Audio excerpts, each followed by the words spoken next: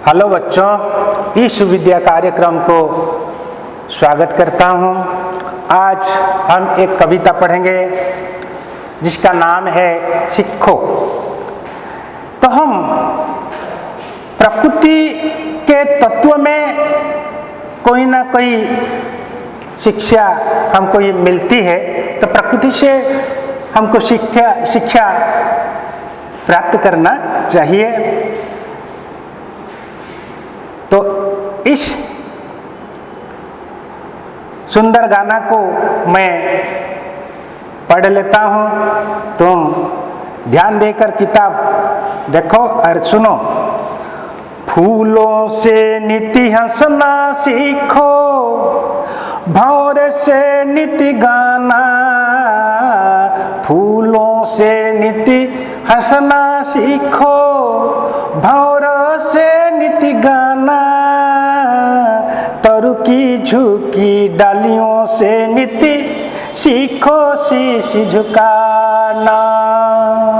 तरु की झुकी डालियों से नीति सीखो, शीश झुकाना। सूरज की किरणों से सीखो, जगना और जगाना। लता और पेड़ों से सीखो, सबको गले लगाना। दीपक से सीखो, जितना हो सके अंधेरा हराना। पृथ्वी से सीखो, जीवों की सच्ची सेवा करना। जलधारा से सीखो आगे, जीवन पथ पर बढ़ना।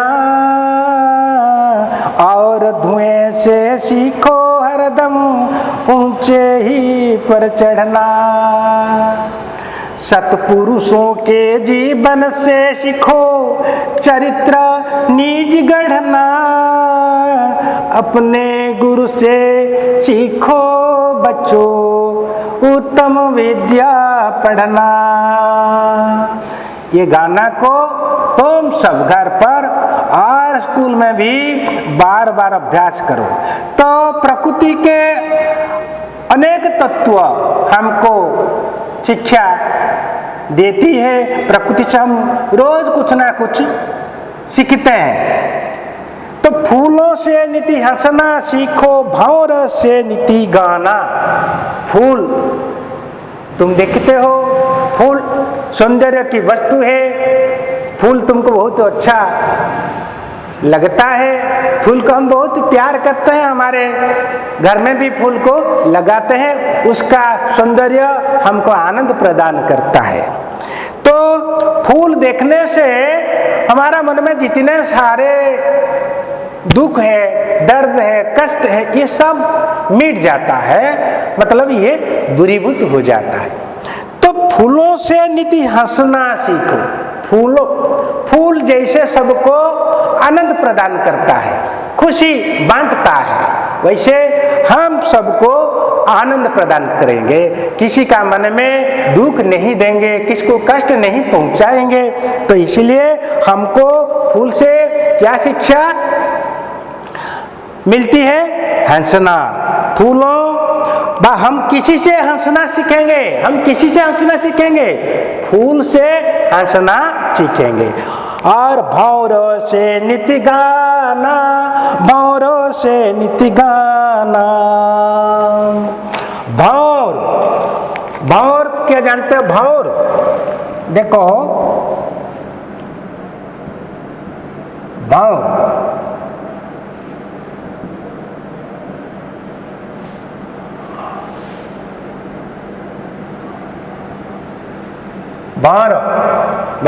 भ्रमर। जैसे भंवर तो रोज ये फूलों के ऊपर बैठकर गाना गाता है, तो ऐसे तो हम भंवरों से गाना सीखना चाहिए। भंवर की तरह गाना गाएंगे, मन को खुश रखेंगे। तरु की झुकी डालियों से नीति सीखो शीश झुकाना, सीखो शीश झुकाना। तरु, तरु का अर्थ क्या जानते हो? तरु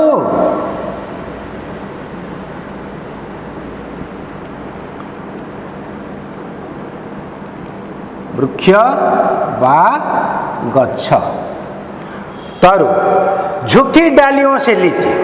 जब पेड़ पर फल लग जाते हैं, फूल फल धारण करते हैं, तो ये वजन के कारण उसकी डालियां नीचे की तरफ झुक रहती है। जानते हो? तो देखो, ऐसे हमको क्या करना चाहिए?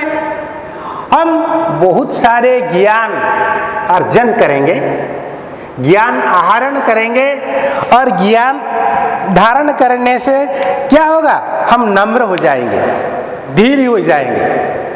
देखो, इस संसार में जो ज्ञानी व्यक्ति होते हैं, जो गुणी व्यक्ति होते हैं, तो ये सदा धीर और नम्र रहते हैं। जैसे पेड़ पर फल धारण करने से उसकी डालियां नीचे की ओर झुक जाती है, वैसे हम हमारा सर को, शीश का अर्थ क्या है? सर, शीश।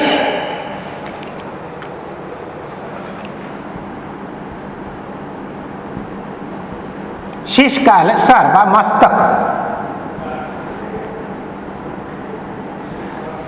ताले आमे कौन करिबा? वृक्ष जेभଳି भाବରେ फूल फल धारण करी तार डाल गुड़िक तलू नई जाउछि, फूल फल धारण करे ओजन कारण बा भार जोगु, सेइथिपाई आमे मध्य अनेक ज्ञान आहरण करिबा, ज्ञान अर्जन करिबा। ज्ञान अर्जन कले आम भीतर नम्रता आसीबो। हम किसी के ऊपर गुस्सा नहीं करेंगे, सबको मदद करेंगे, सबको सहायता प्रदान करेंगे, सबका कल्याण करेंगे, ऐसा हम करेंगे। सूरज की किरणों से सीखो। सूरज का अर्थ जो हमको आलोक प्रदान करते हैं, जो सारा जगत को आलोकित करते हैं। तो सूरज की किरणें से सीखो जगना और जगाना। सूरज जैसे जब सवेरा होता है ना, पूर्व दिशा में सूरज उगते हैं तो सारा धरती आलोकित हो जाती है। तो सूरज से हमको क्या करना चाहिए?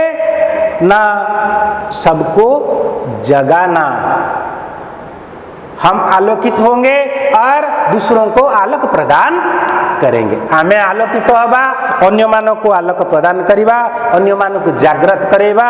सूर्य जेमिति भावरे समस्तंकु तांको किरण रे आलोकित करुचंती, किरण बांटुचंती, से बड़े भावरे तो हम हमारे ज्ञान को दूसरों को प्रदान करेंगे, दूसरों का अज्ञान अंधकार को हम दूरीभूत करेंगे। जगना और जगाना।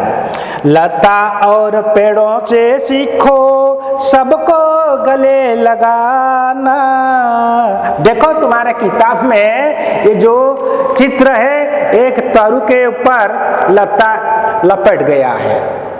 तो वैसे हम क्या करना चाहिए? सबको प्यार करना चाहिए, सबको श्रद्धा प्रदान करेंगे, स्नेह प्रदान करेंगे, तो सबको हम गले लगाना चाहिए। ये शिक्षा हम कहाँ से मिलती है? लता और पेड़ों से ये शिक्षा हमको मिलती है। दीपक से सीखो जितना हो सके अंधेरा हराना।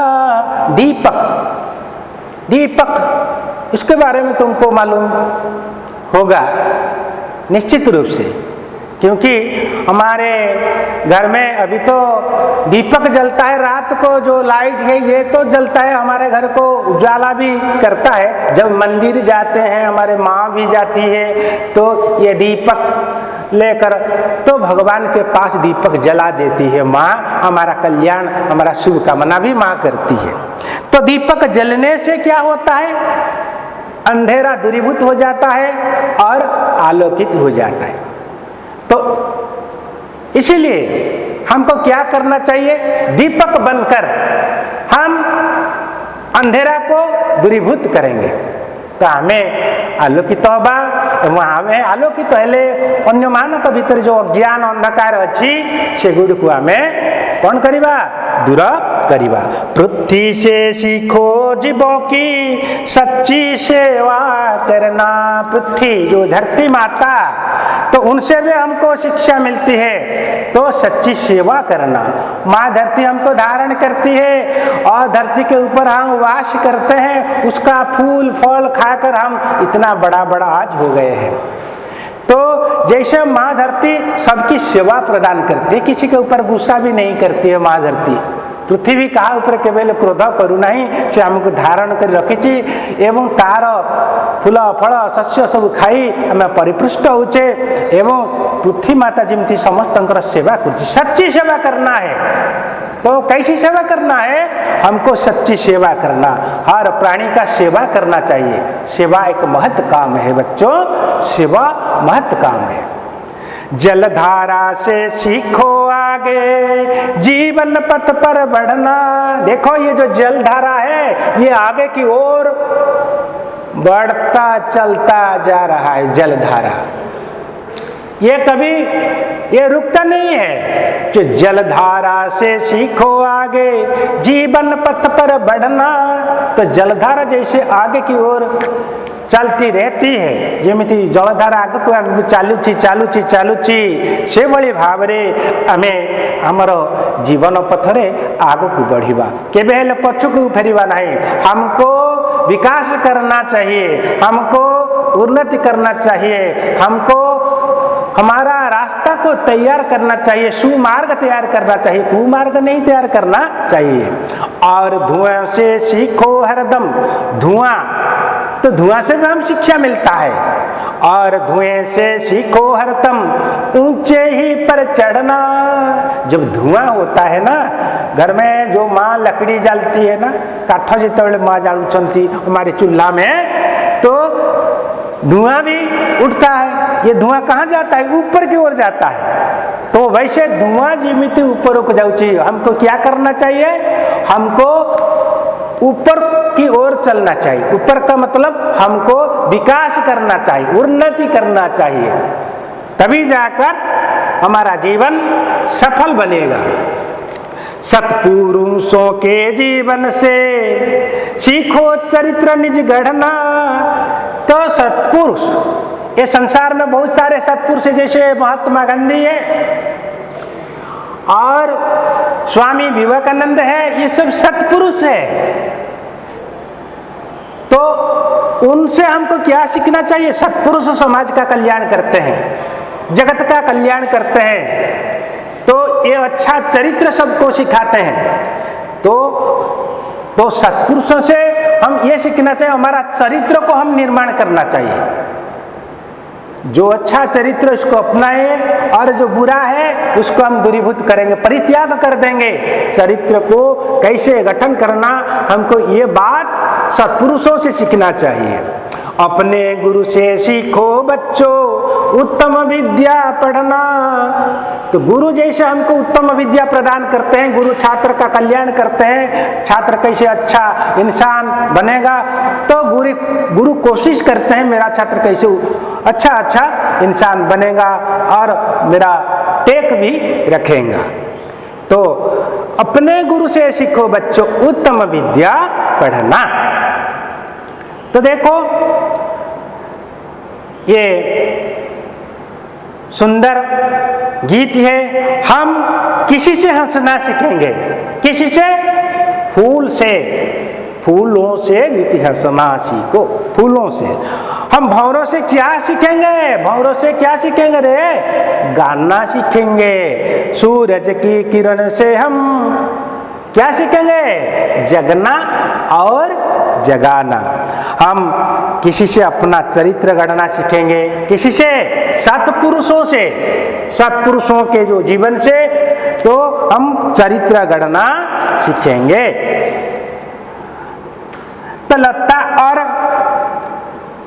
पेड़ क्या शिक्षा हमको देते हैं? क्या सिखाते हैं? सबको गले लगाना। दीपक से हम क्या सीखते हैं? दीपक से क्या सीखते हैं?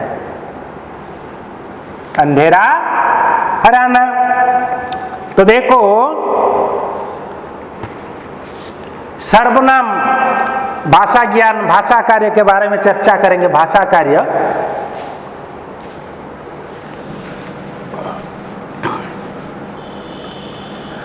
संज्ञा के बदले आने वाले शब्द सर्वनाम कहलाता है। जो शब्द संज्ञा के स्थान पर प्रयुक्त होते हैं उसको सर्वनाम कहते हैं। सर्वनाम,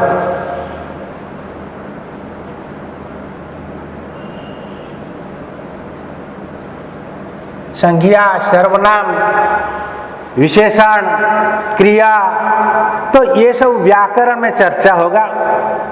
तो जो सर्वनाम किसको कहते हैं? जो शब्द संज्ञा के बदले व संज्ञा के स्थान पर प्रयुक्त होते हैं। जो शब्द संज्ञा बदल व्यवहृत होता है उन्हें सर्वनाम कहते हैं, ताकि कहा जाए सर्वनाम। तो देखो, राम 7वीं कक्षा में पढ़ता है। एक वाक्य है राम 7वीं कक्षा में पढ़ता है। देखो, राम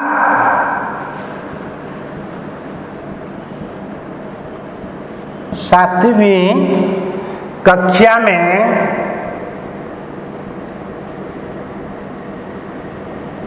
पढ़ता है।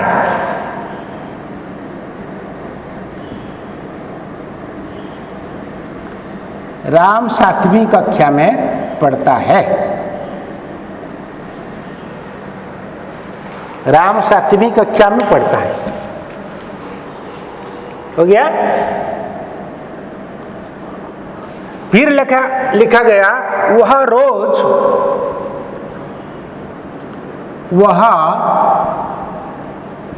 रोज विद्यालय जाता है। विद्यालय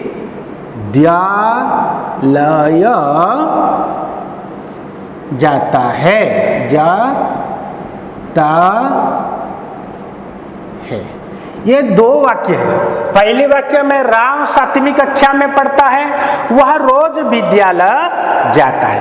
तो राम के बदले कौन सा शब्द प्रयुक्त हुआ है? वह शब्द। तो राम के यहाँ बार बार नहीं लिखा गया। राम रोज विद्यालय जाते तो सुनने को बहुत अच्छा नहीं लगेगा।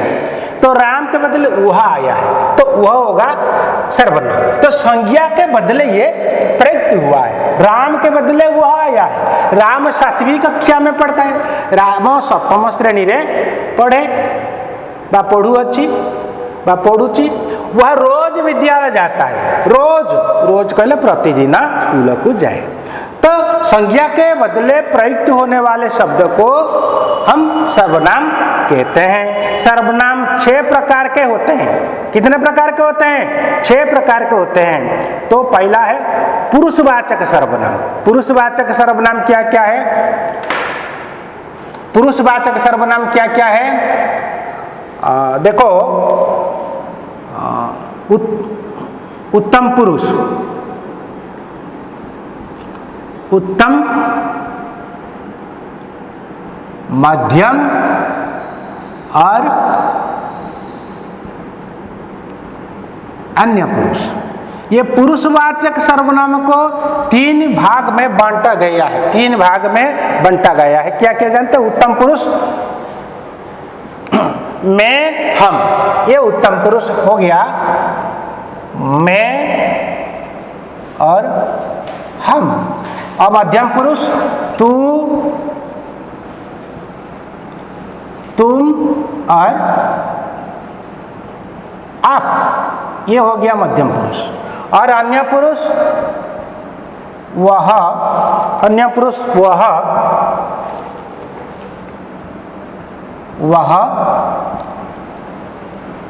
यह, वे, ये। तो ये देखो, पुरुषवाचक सर्वनाम, पुरुषवाचक सर्वनाम को 3 भाग में विभक्त किया गया है। 3 भाग में बांटा गया है। उत्तम पुरुष, मध्यम पुरुष, अन्य पुरुष। मैं, हम, ये उत्तम पुरुष, मध्यम पुरुष होगा तू, तुम, आप, अन्य पुरुष वह, यह, वे।